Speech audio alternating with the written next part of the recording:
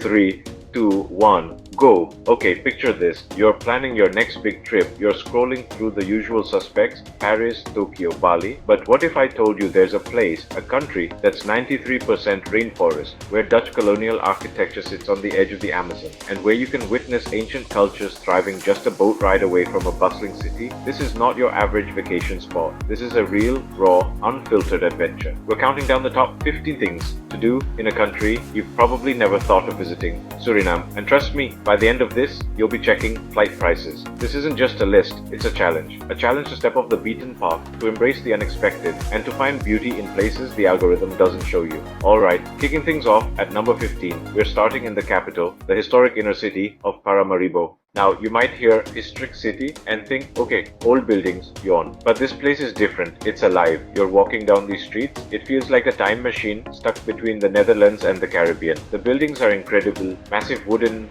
structures, painted brilliant white with green shutters. It's a UNESCO World Heritage Site for a reason. I spent a whole day wandering, my camera constantly out, getting lost in the grid of streets. You've got the presidential palace, the garden of palms, right behind it. This energy mixes laid-back Caribbean with super organized Dutch planning. You'll stumble upon beautiful mosques right next to historic synagogues. It's a testament to the insane cultural mix here.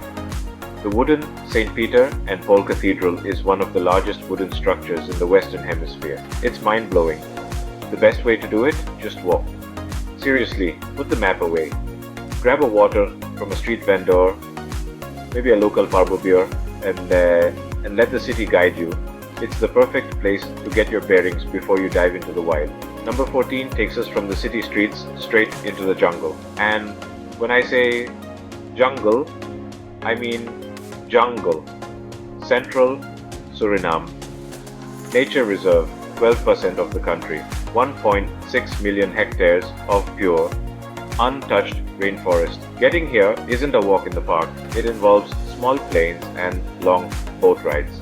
This is where the real world fades away. The roar of howler monkeys replaces city noise, plus a billion insects. You go with guides who know this place by heart. They'll spot thumbnail-sized poison dart frogs, sloths, even jaguar tracks. It's humbling. The sheer scale is hard to capture. The forest feels alive. Being inside it, even for a few days, changes your perspective on the planet. Coming in at number 13, we're heading to Brownsburg Nature Park. Think of it as the perfect intro to Suriname's wild side. And it's only a few hours drive, a jungle-covered mountain plateau overlooking the Brokopondo Reservoir. Beautiful and eerie all at once. But the real sus are the monkeys. Listen for that dinosaur-level howler roar. Watch squirrel monkeys and capuchins crash the canopy. Hike down to waterfalls to cool off after a sweaty trek. Views, wildlife, waterfalls, jungle expedition vibes. Zero survival show required. At number 12, Relikvallen is your base. Active it, a flight, a boat ride, and boom, deep in the reserve. Volksberg is a 240-meter granite monolith, like a giant grey whale, rising from the jungle. It's a tough, humid hike, then a steep, rope-assisted slab climb, equal parts cardio and character building. From the top, 360 degrees of rainforest, no human traces, just an ocean of green under a massive sky. You feel on top of the world and gloriously off the grid. For number 11, Tafelberg, Suriname's own lost world, a flat-top giant with its own ecosystem. Historically, a hardcore expedition. Now sometimes just heli-hop up top, savanna, bog, stunted forest, weird, wonderful, and very sci-fi. Standing on the edge above the Amazon feels like stepping onto another planet. Number 10, Galibi Nature Reserve, a beach not for tanning but for time travel. From February to August, massive leatherbacks haul out at night to nest. You go with indigenous guides, stay quiet, and witness a primal ritual. It's powerful, moving, and humbling. A moment of quiet wonder, under a sky full of stars. At number 9, we float back in time along the Comorine River. Best explored by small boat, abandoned estates reclaimed by jungle, others reborn as guest houses or living museums. Coffee, cacao, sugar built this story. Float, stop, chat along the banks, and keep an eye out for pink-bellied dolphins. Number 8, Port New Amsterdam. A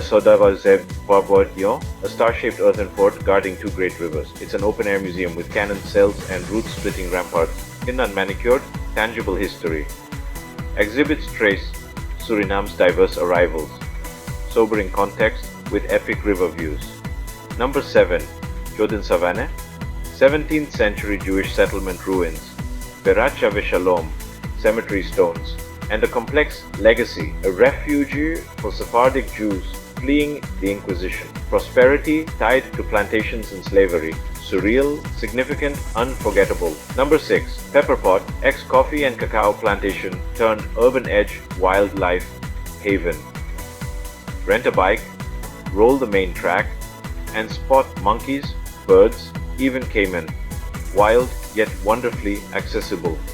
Top 5. Time Blanche Marie Falls. It's a bumpy, muddy overland mission, the best kind of character arc. A massive complex of cascades stretching 120 meters with thundering white water and secret pools. From above, the Nikri River explodes through jungle, and you'll likely have it almost to yourself. Number 4.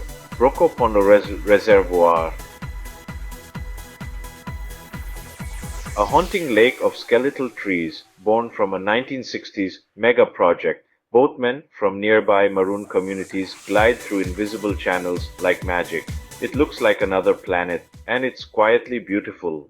We're at number 3. Pikinsley, Saramaka maroon culture deep in the interior, reached by river and rapids. Intricate wood carving everywhere. The community's own museum preserves stories of resilience. This isn't tourism, it's a cultural exchange that stays with you. Runner-up, Ambati Godi, Adititu that Amafekpi or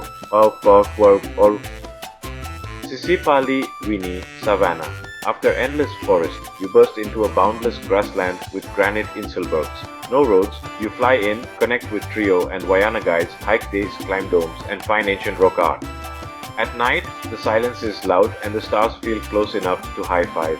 Number 1. Kabalebo and the Kanuku Mountains, the Guyana Shield at its most magnificent. A biodiversity hotspot. Guides here can spot a jaguar track from 10 paces and call in rare birds like it's brunch. No Wi-Fi, no service, just you and the jungle. Hikes, creeks, waterfalls, and wonder. It's challenging and not cheap, but it's Earth at its most wild and vital. And that's a wrap. 15 reasons Suriname belongs at the top of your list. From UNESCO streets to the edge of the map, raw beauty, big stories, and yes, a little mud. Every bump and every mosquito bite, totally worth it. Bring extra repellent. Trust me, I tested extensively. If you liked this adventure, hit like, subscribe, and ring that bell. Comment below, Goldsberg climb or plantation chill? Which are you doing first? I want to know.